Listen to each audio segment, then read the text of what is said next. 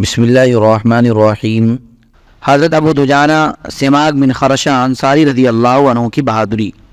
حضرت انس رضی اللہ عنہ فرماتے ہیں کہ حضور صلی اللہ علیہ وسلم نے غزوہ احد کے دن ایک تلوار لے کر فرمایا کہ یہ تلوار کون لے گا؟ کچھ لوگ تلوار لے کر اسے دیکھنے لگے۔ حضور صلی اللہ علیہ وسلم نے فرمایا دیکھنے کے لیے نہیں دینا چاہتا ہوں، بلکہ تلوار لے کر کون اس کا حق ادا کرے گا؟ یہ سن کر لوگ پیچھے ہٹ گئے۔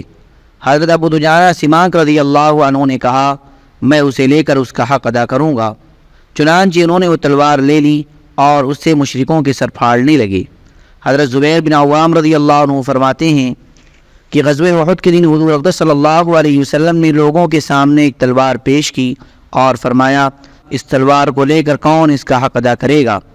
حضرت ابو دجانہ سماک بن خرشہ رضی اللہ عنہ نے کھڑے ہو کر عرض کیا یا رسول اللہ، میں اسے لے کر اس کا حق ادا کروں گا، اس کا حق کیا ہے؟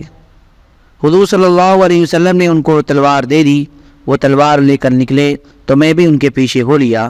چنانچہ وہ جس چیز کے پاس سے گزرتے اسے پھاڑ دیتے اور اسے ہلاک کر دیتے، یہاں تک کہ وہ پہاڑ کے دامن میں چند کافر عورتوں کے پاس پہنچے۔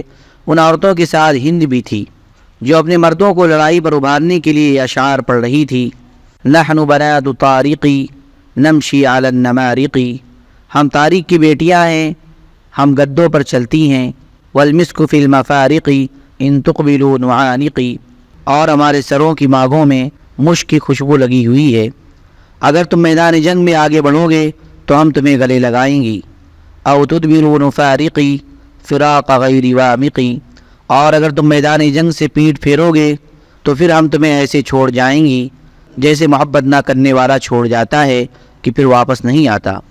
حضرت ابو دجانہ فرماتے ہیں کہ میں نے ہند پر حملہ کرنا چاہا تو اس نے اپنی مدد کے لیے میدان کی طرف زور سے آواز لگائی تو کسی نے اس کا جواب نہ دیا، تو میں اسے چھوڑ کر پیچھے ہٹ گیا۔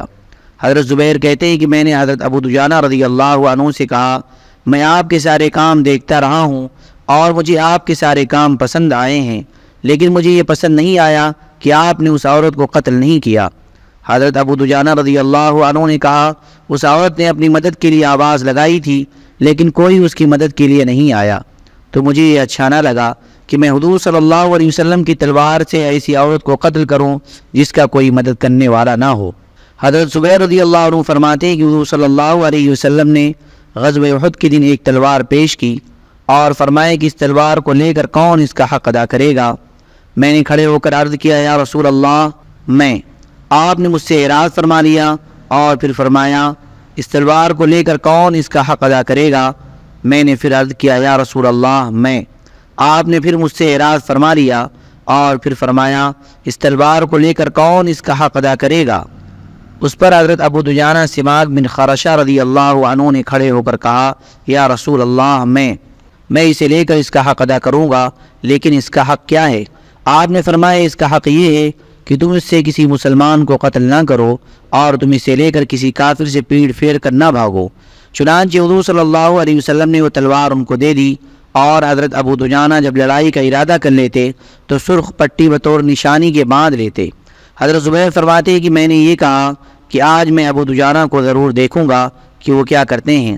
چنانچہ میں نے دیکھا کہ جو چیز بھی ان کے سامنے آتی وہ اسے پھاڑ دیتے اور اسے رسوا کر دیتے۔ آگے مضمون پچھلی حدیث جیسا ہے۔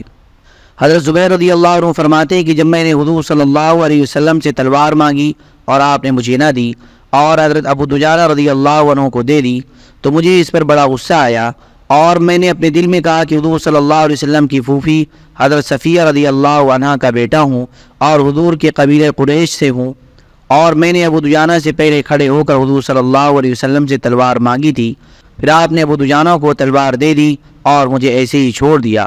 اللہ کی قسم میں بھی ضرور دیکھوں گا کہ ابو دجانہ تلوار لے کر کیا کرتے ہیں۔ چنانچہ میں ان کے پیچھے ہو لیا۔ انہوں نے اپنی سرخ پٹی نکال کر اپنے سر پر باندھ لی۔ اس پر انصار نے کہا کہ ابو دجانہ نے موت کی پٹی نکالی ہے، اور حضرت ابو دجانہ رضی اللہ عنہ جب بھی سرخ پٹی باندھا کرتے تو انصار یوں ہی کہا کرتے تھے۔ چنانچہ وہ یہ اشعار پڑھتے ہوئے میدان میں نکلے، انا الذی عاہدنی خلیلی ونحن بالسفح لدى النخیل، جب ہم پہاڑ کے دامن میں کھجور کے درختوں کے پاس تھے تو مجھ سے ہی میرے خلیل نے یہ عہد لیا تھا، اللہ اقوم الدہر فی الکیور اضرب بسیف اللہ والرسول، کہ میں زندگی میں کبھی بھی میدان جنگ کی آخری صف میں کھڑا نہیں ہوں گا، اور اب میں اللہ اور اس کے رسول کی تلوار سے کافروں کو خوب ماروں گا۔ جو کافر ان کو ملتا وہ اس تلوار سے اسے قتل کر دیتے۔ مشرکوں میں ایک آدمی تھا جس کا کام ہی یہ تھا کہ وہ تلاش کر کے ہمارے ہر زخمی کو مار دیتا تھا۔ حضرت ابو دجانہ اور یہ مشرک ایک دوسرے کے قریب آنے لگے۔ میں نے اللہ سے دعا کی کہ اللہ ان دونوں کی آپس میں مٹ بھیڑ کرا دے۔ چنانچہ دونوں کا آمنا سامنا ہو گیا اور دونوں نے ایک دوسرے پر تلوار کے وار کیے۔ اس مشرک نے حضرت ابو دجانہ رضی اللہ عنہ پر تلوار کا وار کیا، جسے انہوں نے اپنی ڈھال پر روکا اور اپنا بچاؤ کر لیا، اور اس کی تلوار ڈھال میں گڑ گئی اور نکل نہ سکی۔ پھر حضرت ابو دجانہ رضی اللہ تعالیٰ عنہ نے تلوار کا وار کر کے اسے قتل کر دیا۔ پھر میں نے دیکھا کہ حضرت ابو دجانہ نے ہند بنت عتبہ کے سر کے اوپر تلوار اٹھا رکھی ہے، لیکن پھر تلوار اس سے ہٹا لی اور اسے قتل نہ کیا۔ حضرت زبیر فرماتے ہیں کہ میں نے حضرت ابو دجانہ کی بہادری کے کارنامے دیکھے تو میں نے کہا اللہ اور اس کے رسول زیادہ جانتے ہیں کہ کون اس تلوار کا زیادہ حقدار تھا۔ موسیٰ بن عقبہ کی روایت میں ہے کہ حضور صلی اللہ علیہ وسلم نے جب اس تلوار کو لوگوں کے سامنے پیش کیا تو حضرت عمر رضی اللہ تعالیٰ عنہ نے حضور سے وہ تلوار مانگی، حضور نے ان سے اعراض فرما لیا۔ پھر حضرت زبیر رضی اللہ عنہ نے وہ تلوار مانگی، حضور نے ان سے بھی اعراض فرما لیا۔ تو ان دونوں حضرات نے اسے محسوس کیا۔ حضور صلی اللہ علیہ وسلم نے تیسری مرتبہ اسی تلوار کو پیش کیا تو حضرت ابو دجانہ نے حضور صلی اللہ علیہ وسلم سے وہ تلوار مانگی، حضور صلی اللہ علیہ وسلم نے ان کو تلوار دے دی۔ انہوں نے تلوار لے کر واقعی اس کا حق ادا کر دیا۔ حضرت کعب بن مالک رضی اللہ عنہ فرماتے ہیں کہ میں بھی مسلمانوں کے ساتھ اس جنگ میں گیا تھا۔ جب میں نے دیکھا کہ مشرکوں نے مسلمانوں کو قتل کر کے ان کے ناک کان کاٹ ڈالے ہیں تو میں کھڑا ہو گیا اور کچھ دیر کے بعد آگے بڑھا تو میں نے ایک مشرک کو ہتھیار لگائے ہوئے دیکھا کہ وہ مسلمانوں کے پاس سے گزرتے ہوئے کہہ رہا ہے، اے مسلمانوں، جیسے بکریاں ذبح ہونے کے لیے اکٹھے ہو جاتی ہیں تم بھی قتل ہونے کے لیے اکٹھے ہو جاؤ۔ ادھر ایک مسلمان ہتھیار لگائے ہوئے اس کافر کا انتظار کر رہا تھا۔ پھر میں وہاں سے چلا اور اس مسلمان کے پیچھے کھڑا ہو گیا اور دیکھ کر اس کافر اور اس مسلمان کا اندازہ لگانے لگا تو یہی نظر آیا کہ کافر کے ہتھیار اور اس کی لڑائی کے لیے تیاری زیادہ ہے۔ میں دونوں کو دیکھتا رہا یہاں تک کہ دونوں کا آمنا سامنا ہو گیا اور مسلمان نے اس کافر کے کندھے پر اس زور سے تلوار ماری جو اسے چیرتی ہوئی اس کے سرین تک چلی گئی اور وہ کافر دو ٹکڑے ہو گیا۔ پھر مسلمان نے اپنے چہرے سے نقاب ہٹا کر کہا، اے کعب، تم نے کیا دیکھا؟ میں ابو دجانہ ہوں۔ حضرت قتادہ بن نعمان رضی اللہ عنہ کی بہادری۔ حضرت قتادہ بن نعمان رضی اللہ عنہ فرماتے ہیں کہ حضور صلی اللہ علیہ وسلم کو ہدیہ میں ایک کمان ملی، آپ نے وہ کمان احد کے دن مجھے دے دی۔ میں اس کمان کو لے کر حضور صلی اللہ علیہ وسلم کے سامنے کھڑے ہو کر خوب تیر چلاتا رہا یہاں تک کہ اس کا سرا ٹوٹ گیا۔ میں برابر حضور صلی اللہ علیہ وسلم کے چہرے کے سامنے کھڑا رہا اور میں اپنے چہرے پر تیروں کو لیتا رہا۔ جب بھی کوئی تیر آپ کے چہرے کی طرف مڑ جاتا تو میں اپنے سر کو گھما کر تیر کے سامنے لے آتا اور حضور صلی اللہ علیہ وسلم کے چہرے کو بچا لیتا۔ چونکہ میری کمان ٹوٹ چکی تھی اس لیے میں تیر تو چلا نہیں سکتا تھا۔ پھر آخر میں مجھے ایک ایسا تیر لگا جس سے میری آنکھ کا ڈیرا ہاتھ پر آ گرا۔ میں اسے ہتھیلی پر رکھے ہوئے آپ کی خدمت پہ حاضر ہوا۔ جب آپ نے آنکھ کا ڈیرا میرے ہتھیلی میں دیکھا تو آپ کی آنکھوں میں آنسو آ گئے اور آپ نے یہ دعا دی، اے اللہ، قتادہ نے اپنے چہرے کے ذریعے آپ کے نبی کے چہرے کو بچایا ہے، لہذا تو اس کی اس آنکھ کو زیادہ خوبصورت اور زیادہ تیز بنا دے۔ چنانچہ ان کی وہ آنکھ دوسری سے زیادہ خوبصورت اور زیادہ تیز نظر والی ہو گئی۔